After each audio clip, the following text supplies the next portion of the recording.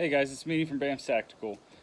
Just got done voting yesterday, and after talking in the line with some people, I decided I needed to make another video. It's just some things that have been weighing on me that I thought should be talked about. I'm going to try to be as brief as possible, but I've got quite a bit of notes here that I want to cover. This is going to be 6 things that are America's biggest problems and what I think we can do to fix them. I don't claim to have all the answers, and I don't claim to be a genius, although I did score in the top 3% of the nation on the math report of the SAT. But I find this stuff interesting, and I research it a lot and discuss it with my friends and family. Everybody has the ability to learn, and as a professional teacher, I really enjoy teaching, and I wholeheartedly believe that everybody, no matter what, has the ability to learn. Some people learn faster than others, and people tend to learn faster in subjects that they enjoy. So it's not that everybody can't understand politics and what goes on behind the scenes. It's that a lot of people just don't care, and that's okay.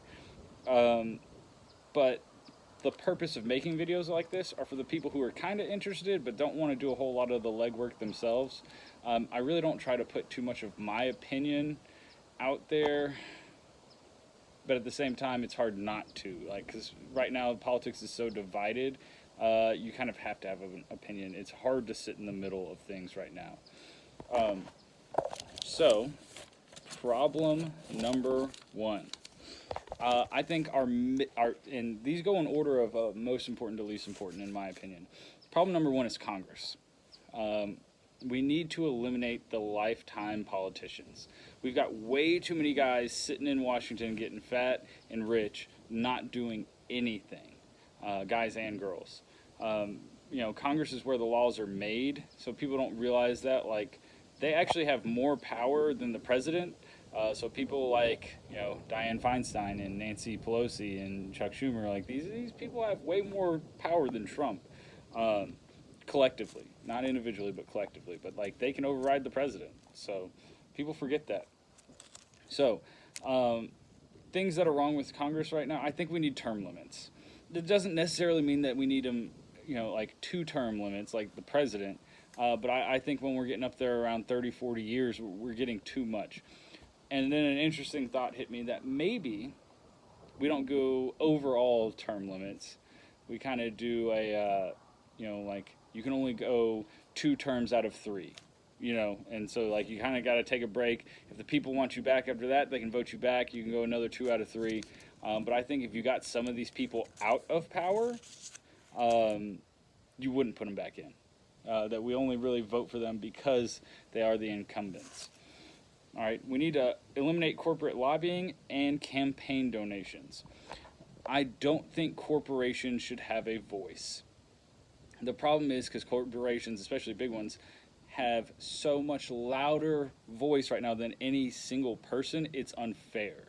Our country is a country of people before it's a country of corporations. So with that being said, what I'm trying to say is Amazon should not be able to donate to a campaign or lobby in DC. However, if Jeff Bezos wants to take some of his earned salary and donate it, he can. But I don't think the corporation of Amazon should be able to do that and write it off as a donation or anything. I think each bill needs a stated desired effect, right? They need to write this out at the end of the bill. A SMART goal, a reason for having the bill.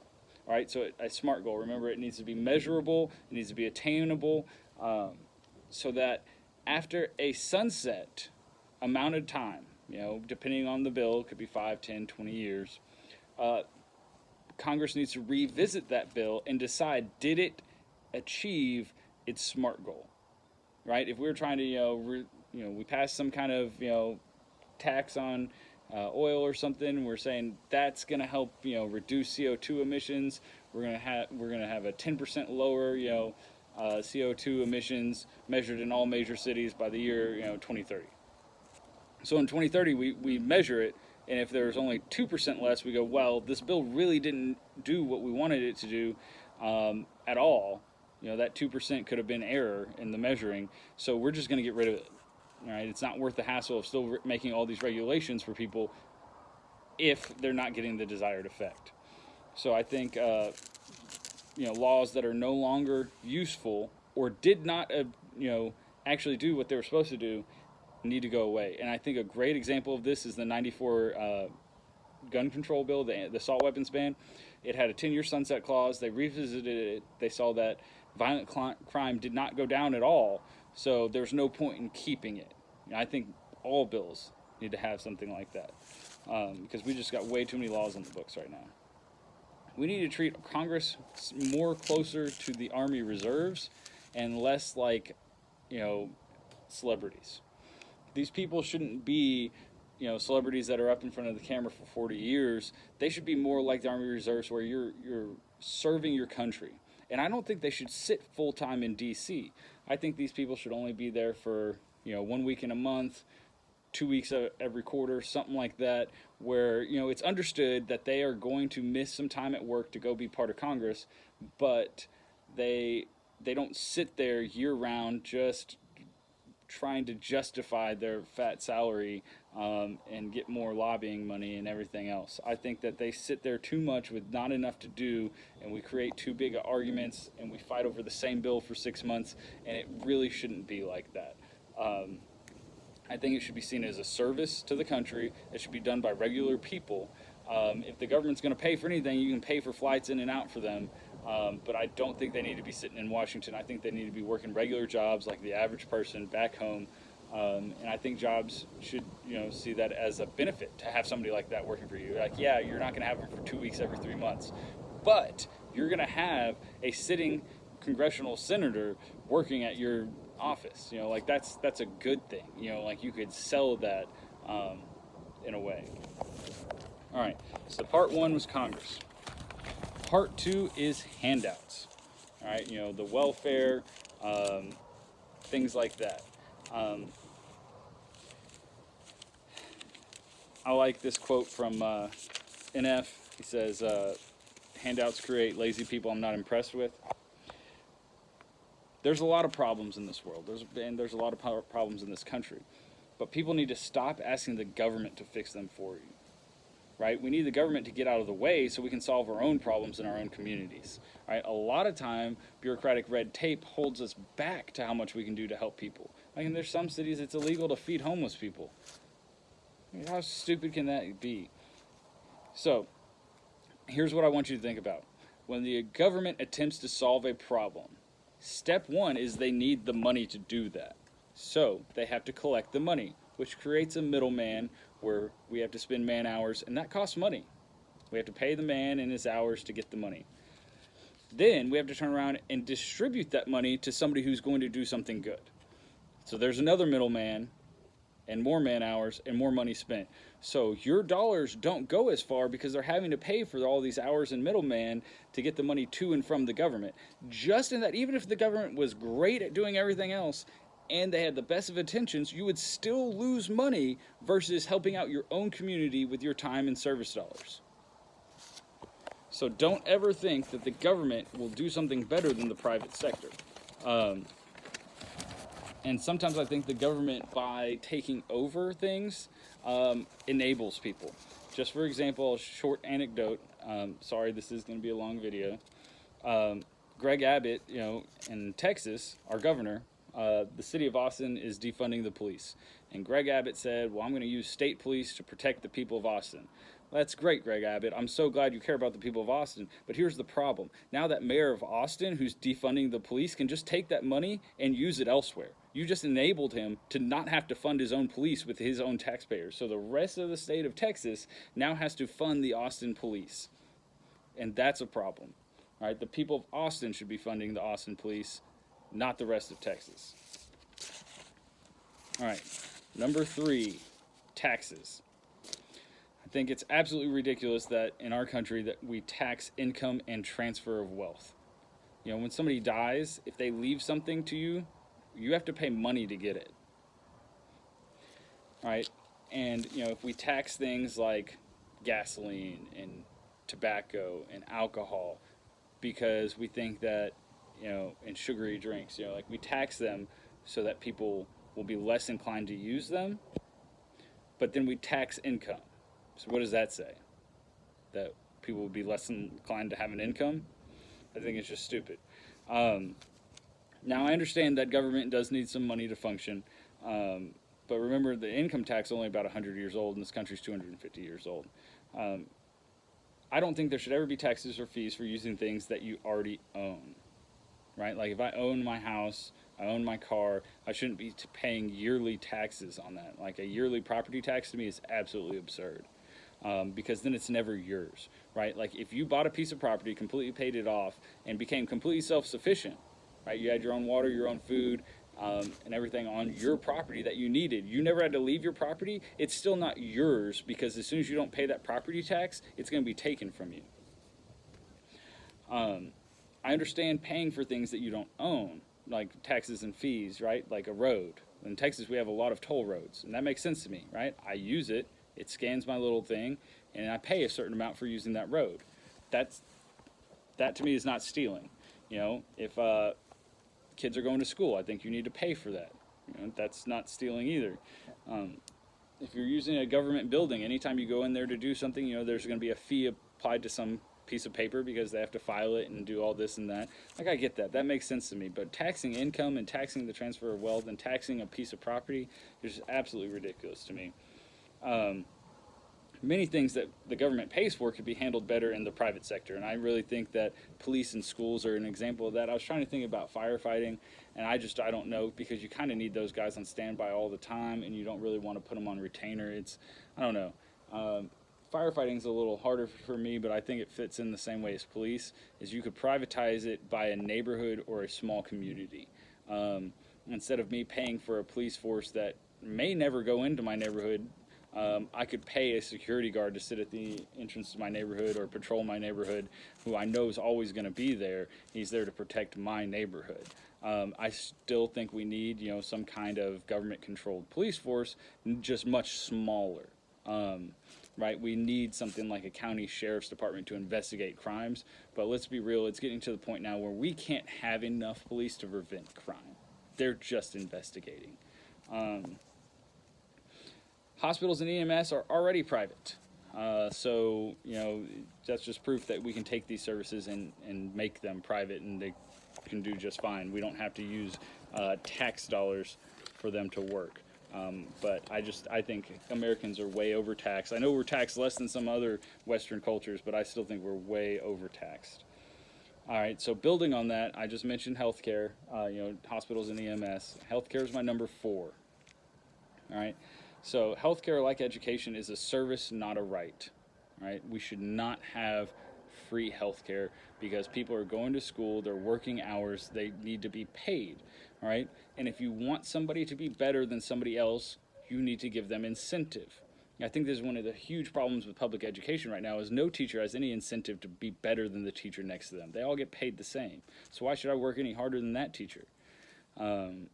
Doctors and nurses would become the same way if we took medicine and we made it run by the government like we have education.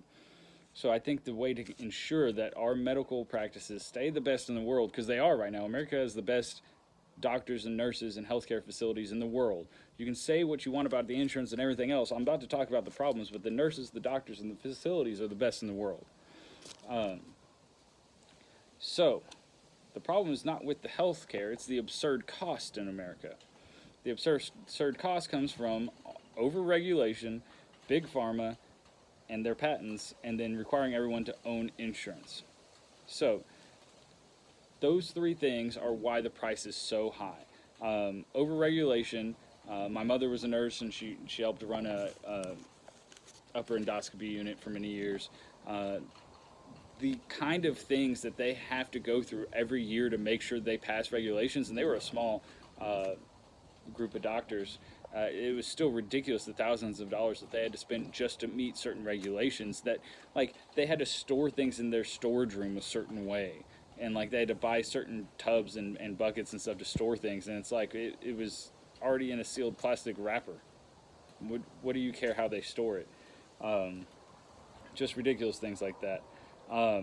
Big pharma and patents. So America has some of the best research in the world when it comes to coming up with new cures and medications. The problem is then we let them patent it, and that patent means that they basically can have a monopoly on that drug for a while, and so they just charge out the wazoo for it. I don't really know how to fix that one though. And then the last one, requiring everybody to own insurance is ridiculous because it it, it makes it so insurance companies, they know you have to have it. So now they're like, oh, your deductible's $4,000 and you can't use it here, here, or here, because they know you have to have it. What are you going to do? Like, you know, your competitor, oh, your deductible over there is $3,000 and you can't go here, here, or here. Like, they all become terrible because they know no matter what, you have to give them money. And so that's why requiring insurance is one of the worst things that could have happened in this country. And the Affordable Care Act did that. So a couple of real quick anecdotal stories. I have a buddy, we'll call him Donut. He's had 2 liver transplants in his life, and his wife's older, like 10 years older than him. She's in her 50s. So he was talking about how even with all the liver stuff that he's had, his insurance is still cheaper than hers because of her age. And he was telling me how much he had to get life flight at one point. He had to like a $15,000 bill for that life flight when he first got his liver transplanted and stuff. And he was telling me how absurd it was. He was like, if I didn't have insurance, I couldn't have afforded that. I was like, but that money comes from somewhere, right? And the insurance company is just the middleman taking their cut. I was like, so let's do the math. And so we talked about it. And his wife pays almost $900 a month total, between her company and her paying into it. I was like, $900 a month for 10 years, like, you're way, way over the $15,000 that you had to pay for that helicopter. He's like, oh, I paid for this transplant and this transplant. And I was like, still, in the amount you've paid in and your wife has paid in and your businesses, right? Because your companies pay a part of, like if you're paying $50 a month, it's not only $50 a month. Your company's paying into it also. Like my last job, I was paying about $100 a month and they were paying about $250 a month. So collectively, about $350 was getting paid in a month. That's my point. The amount you pay in will never be what you get back. Never. So just imagine if you took that money, right? The company was like, hey, we'll pay you for some health insurance. It goes into this health savings account, and then you save your own money. You'll never, it'll always be less in the long run than you'd need unless you have some catastrophic event. And like I was saying, this is a guy who had 2 liver transplants and a life flight, and still in his family, they had spent more in insurance than it would have been for the cost of all of his medical bills. So health insurance is a scam at this point in this country. It's no longer a beneficial thing. It used to be a good thing for people who didn't know how to save well. Now it's just a terrible idea altogether. My wife and I had the same type issue.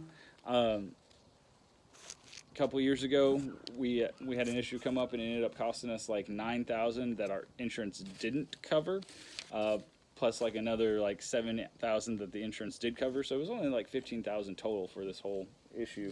But collectively, me and my wife in the 5 years we'd worked for this company had paid in collectively, me and my wife and the company, $35,000 into health insurance, and we had to fight for the insurance company to pay 7 out of the 15,000. So we still ended up covering like 8 or 9,000 total. So they covered 7 or 8,000. They're like, oh look, insurance, it works. So we're out 9,000 now and 28,000 that we'd already paid over 5 years into health insurance. It's ridiculous. It's a scam. All right, so the answer is not free healthcare. It is the deregulation of healthcare. Let the free market work. We need to find a way to encourage testing and creating new cures without letting companies monopolize the cure after it's been found. And we need insurance companies that will actually have, without the current insurance companies that we have, you would actually have more money in your pocket than you do through the insurance company. It's just gotten that so far out of hand. And I think part of that is they're trying to push for universal health care, and by racking up the price of insurance, it's pushing people towards that because it's made insurance unaffordable. All right, number 5. We're getting close to the end here. We have unrealistic expectations of the office of the president. Just in general, people are uneducated about what the president actually does. All right, the government we teach in public education is just abysmally small. Like we really don't even scratch the surface on what you really need to know. We need to be more realistic about the office of the president. The Constitution limits the federal government powers, and the 10th Amendment leaves everything not explicitly stated in it to the states. The president is a big picture guy, right? He deals with allies, he deals with treaties, trade deals, border security, big picture military stuff. He doesn't micromanage the country, and he doesn't care about what one person out of 350 million people thinks, and he shouldn't. Like, that's not his job. He's not worried about you because you have local government and local communities, your state, your city, things like that. That's where people are worried about you. The federal government's job is just make sure that nobody takes away your rights. That's why states and local governments exist, right? That's why we're not just one big collective country. So people need to stop blaming the president for all their problems. The president didn't create those problems. If anybody, Congress created those problems, and the president's just dealing with them now. When a threat becomes a danger to national security, that's when the president should act on it, all right? And so example is Antifa and coronavirus. Coronavirus was very dependent on where you lived, right? So if you lived in a high density area, coronavirus was a pretty big deal. If you lived in a low density area, not a big deal at all. So the president didn't do sweeping coronavirus mandates because it was very different depending on where you lived in the United States. So I think that was a good thing that he didn't just say everybody has to do this. He left it up to the local states and the local mayors. Antifa, though, is a physical threat that can be stopped. Right, if somebody's out, they have flags, they have uniforms, they have patches, like they are very noticeable people. Like you can say they're not a group, they're an idea. Fine, your idea has a flag and a uniform, but it is a physical threat that can be acted upon and stopped. When that becomes a national security threat, it's time for him to act. Hello, Kat. All right, and then we'll get to the last one here. Since I already touched on the other two branches of the government, I thought I should go ahead and touch on this last one. Political justices are really the political judges. They're the issue with the Supreme Court right now. Right, that's why everybody's so worried about Ruth Bader Ginsburg dying and being replaced by Amy Coney Barrett. They're like, well, she's not going to represent women the way we want her to.